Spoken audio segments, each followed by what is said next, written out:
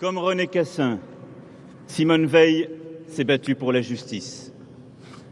En 1948, Cassin avait fait ratifier par l'Assemblée générale des Nations unies la Déclaration universelle des droits de l'homme.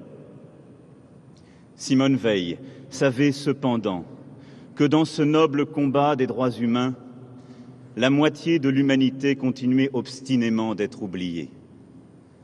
Les femmes. Elle avait vu leur soumission et leurs humiliations. Elle-même avait affronté des inégalités qu'elle jugeait absurdes, dépassées.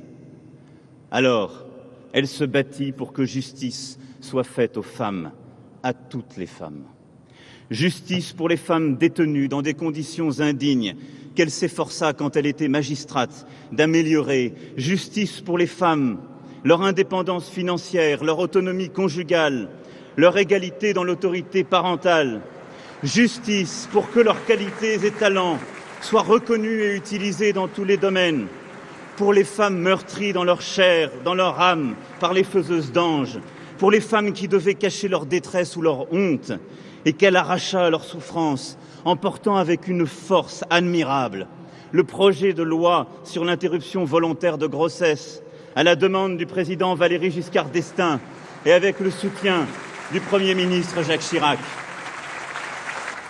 Justice pour les femmes incertaines de leurs droits et de leur place dans la société, pour les femmes reléguées par les lois, les clichés, les conventions.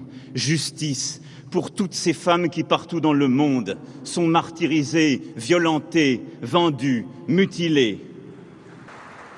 Avec Simone Veil, entrent ici ces générations de femmes qui ont fait la France, sans que la nation leur offre la reconnaissance et la liberté qui leur étaient dues. Qu'aujourd'hui, par elles, justice leur soit à toutes rendue.